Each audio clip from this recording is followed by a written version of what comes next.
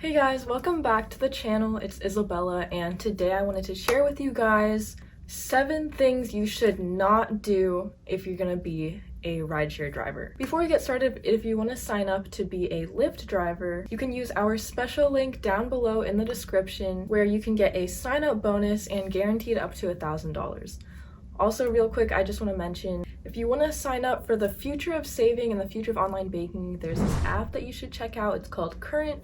We have a link in the description where you can sign up. It helps you save money and reach your financial goals faster, and you can even get overdraft up to $200 without having any overdraft fees. Plus, you get faster paydays. So it's definitely something you want to check out. If you want to help manage your finances, again, it's called Current, and you can sign up with the link down below in the description. All right, so anyways, let's get started with these 7 things that you absolutely should not do if you are going to be a rideshare driver. Number 1 thing you should never, ever do as a rideshare driver is flirt with the passenger.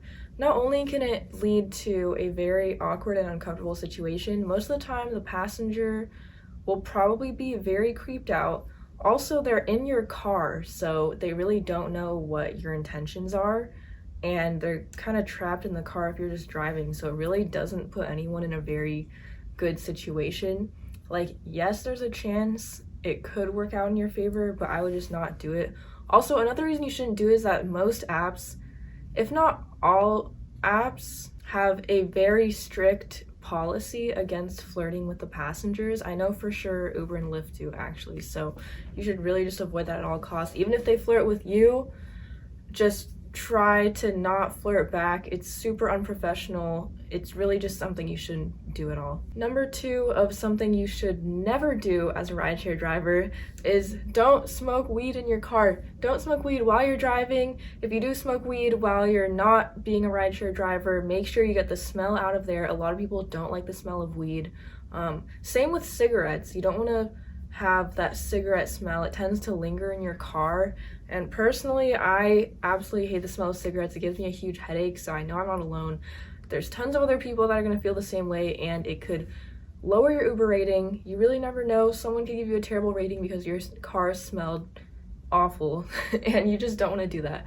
Also, probably not a good idea to vape either while you're on the job. Like, sure, you can vape in your car whenever you want to while you're not being a rideshare driver. The smell doesn't stay or anything, but if you really need that nicotine while you're driving and you have a passenger in your car, just try your hardest to just wait until you drop them off before hitting your vape. Number 3 I have here is to not be rude.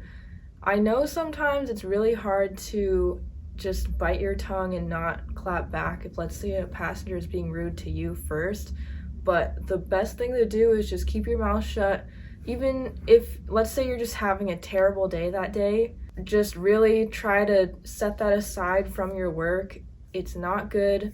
It can hurt you in the long run. You could get terrible reviews that will just lower your overall rating, and you really don't want that. Number 4 is to not take calls while you have a passenger in your car. It's pretty unprofessional. Also, some people might see it as unsafe if you're distracted by a phone call while you're driving them in your car. If you have someone else in your car, you're liable for them. You don't want to be distracted taking a phone call or being on your phone in general.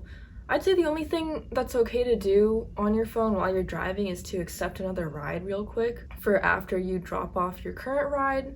And if you absolutely have to take the call, or it's like some kind of emergency, it's better just ask the passenger real quick, like, hey, do you mind if I take this call? They'll probably say yes. Like, I doubt they'll care. You never know. Also, if you're talking on the phone, like, let's say you're talking pretty loud and your passenger also is trying to talk on the phone, it's going to be really distracting to them and they might get really annoyed.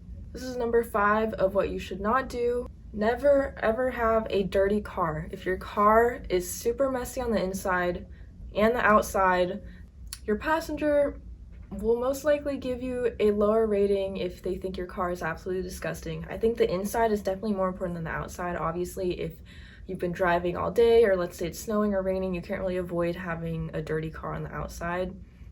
But still, you should try to keep it as clean as possible. I know a lot of car washes do like monthly subscriptions where you can pay like maybe $30 or $40 a month and you get unlimited car washes. I would recommend doing that because on average a car wash will probably be around like $10, I'd say, and you're definitely going to get your car washed more than 3 times a month or 3 or 4 times a month to make up the subscription. And then also, if you really have to, you can get your car washed really quickly between rides.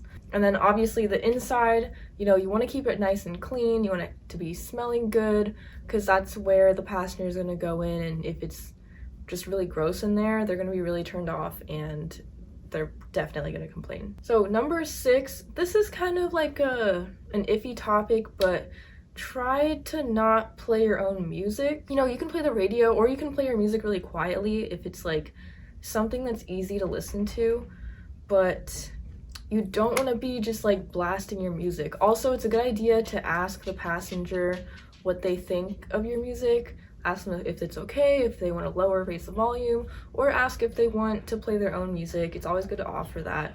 A lot of people do like playing their own music in the car. But yeah, I had went in an Uber like a few weeks ago, and the guy was blasting like so loud. It was so loud I couldn't even talk to my friend that was sitting right next to me. Blasting like the most trap music ever, and it was like, I mean, it was music that I liked. I don't know, and like we tried to ask him to lower the volume and he either couldn't hear us because that's how loud the music was, or he was just choosing to ignore us and he was being like really weird.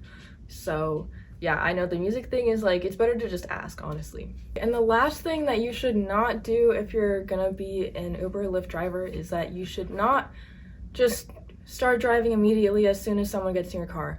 First of all, they might feel unsafe if they're not entirely sure if you are their Uber or Lyft. Second of all, there's like a lot of times where people will get in the wrong car. I've definitely done that before. So you really just don't want to do that. It will be really awkward and then it'll cause all this confusion. Because, you know, if you're in a spot where a lot of people are ordering Ubers, and someone thinks you're their Uber, but you're actually someone else's Uber, and they get in the car and you start driving right away, it's just like, you know, you have to drive back. It causes all this confusion and all these problems. So you want to make sure, honestly, you should roll down your window first and ask them, hey, are you so-and-so, like whatever name they have on the app. And then they'll either say yes or no, and then they'll probably ask you for your name too. Or if they don't ask, just say like, oh, I'm your driver, and then your name, so that they know that like you're their driver and they can match your name to what the name they have on their phone. So yeah, those were my 7 tips of things you should not do if you're gonna be a rideshare driver. I hope this was helpful. And once again, if you do want to sign up to be a Lyft driver, we have this awesome link you can check out down below in the description, where you can get a sign-up bonus or guaranteed up to $1,000. So definitely check that out. And I will see you in the next video. Bye.